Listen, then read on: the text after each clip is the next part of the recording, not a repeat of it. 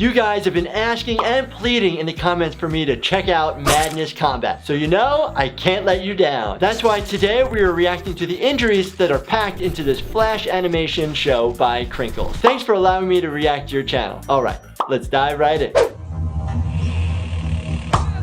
Oh, what the? That is messed up. Obviously, it's gonna take a little bit longer time to actually strangulate somebody. Depending on how much force is hitting the neck, you can cause some spasming into the trachea itself, which then can cause somebody to have trouble breathing right away. Is that wire actually cutting into the tissue? Enough compression to the airway, you're gonna cause somebody to stop breathing.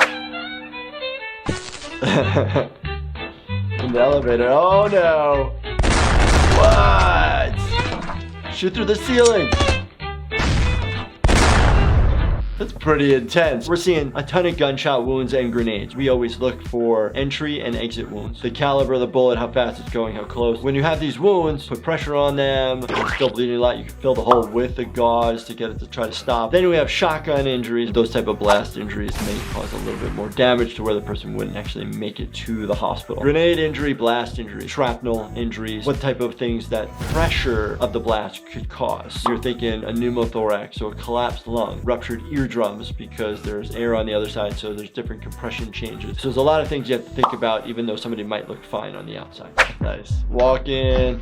Oh, some stab wounds right to the face, right to the right upper chest. The chest gets punctured by whatever means causes a pneumothorax. This is when the air escapes out of the lung, so it actually starts compressing down on the lung itself. So every time you take a deep breath, air escapes and your lungs getting smaller. And you stick a large bore needle in there and let the air rush out. It decompresses that area, but then there's still a defect within the lung tissue itself, so air is just continually leaking out. And if that continues for too long, you pretty much need to have surgery to go fix the hole that's in the lung.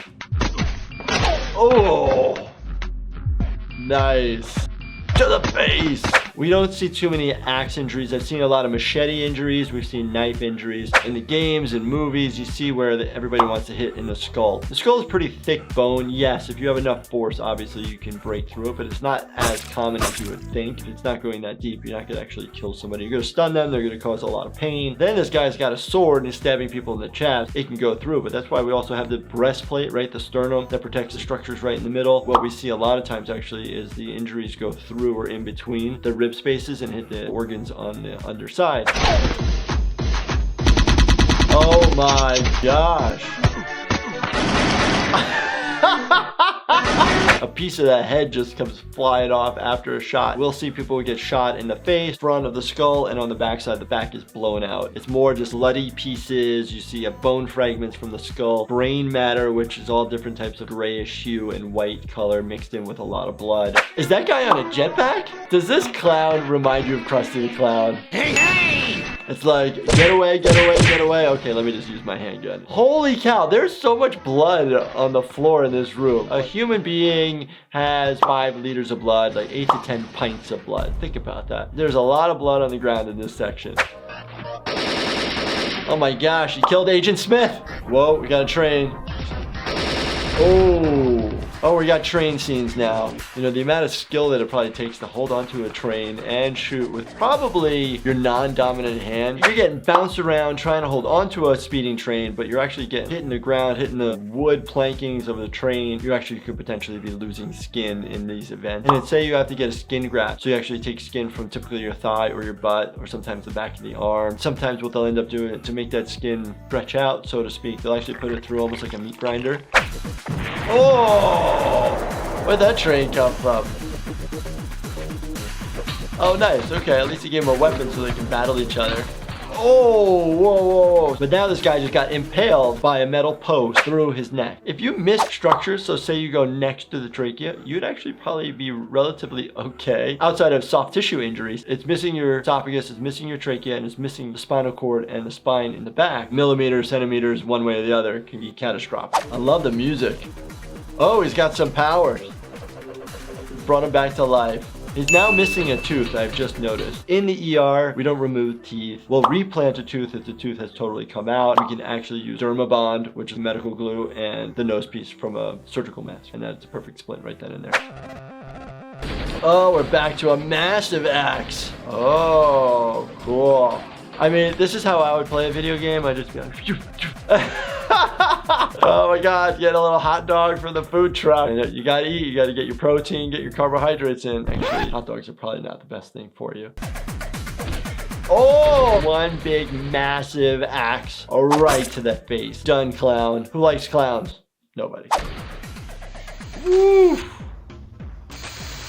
Whoa, whoa, whoa, whoa. Now we're on next level, Agent Smith. Look at that move, upside down, single-handed shotgun. The end of the gun is probably really hot, so you actually get to cause second and third degree burn depending on how long the metal is on somebody's skin. And then using the butt end of the shotgun, impale through somebody's skull. Is it really gonna go through your skull? No, but you could potentially cause a skull fracture and obviously laceration. From blunt trauma, the skin just splits and pops right open. And what the heck was that large clown demon white looking thing going on? No idea what that was. Blew him through a wall. All right, watch your back, bro. Watch your back. Nice. He's got like 6 cents. Whoa. Blade to the neck. Anterior going posterior. So you're going straight through the trachea. Direct line like that. You could potentially hit right into the spinal cord. And then he sliced down. Now, if you get mid-chest, you're slicing right through the aortic arch. You're done. All your blood is just going to be poured out into the mediastinum, out into the chest cavity. What? What is this massive creature? Got nails in the head. Oof. Knuckle push-ups. Anybody do knuckle push-ups out there? It actually is helpful for some people who actually have wrist injuries. If you can tolerate the discomfort on your knuckles, it's good. Oh, he flies through the air. Oh, got it. Does he literally just punch through him and pull his heart out and now he's dead? Oh my gosh, yes. So cool. Oh my gosh, I love it. Good job, Krinkels. That was nice. I like the anatomy. Good work. Oh, we're getting to the gun cabinet. And of course, there's a massive saw. Yes. Oh man. You know, actually, I've seen many saw injuries that have come into the ER. It's a chain that just causes destruction, rips through tissue. So hard to put back together. We typically call a general surgeon and plastic surgeon to help out in the emergency department if we can. Get him. Get him. Nice. Cut the face. Oh, everybody's on smoke break. Smoking and drinking on the job, bad idea. Less and less people are smoking, which is really good. I remember back when I was a kid, people can actually smoke in restaurants. You can actually smoke on an airplane. You cannot smoke inside of a hospital.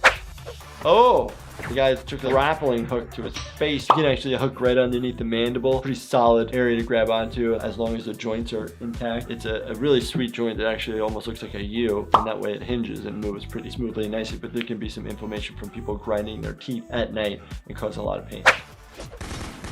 What? This is a sharp blade.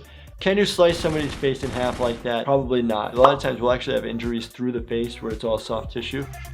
Man, okay, we need a little bit more anatomy. So when that skull gets chopped in half, I see light ring of red and dark ring. Maybe we get some gray matter, some white matter in there and see some brain.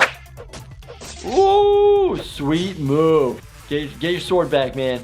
Remember how I always say, don't pull it out. If you're impaled by something, leave it in. Take it out when you go to the hospital. Hit somebody with a blade and it's stuck in there. Twisting and rotating it will make the wound bigger, hole bigger, harder for you to stop any bleeding. When we take things out, we want nice, smooth retraction of the object, and then the OR is ready in case they need to go. So this was awesome. If you guys want me to do more reacts to these type of videos, let me know. Make sure you subscribe, turn your bell notifications on, binge watch all of these videos, and thank you so much for watching. Stay healthy, my friends.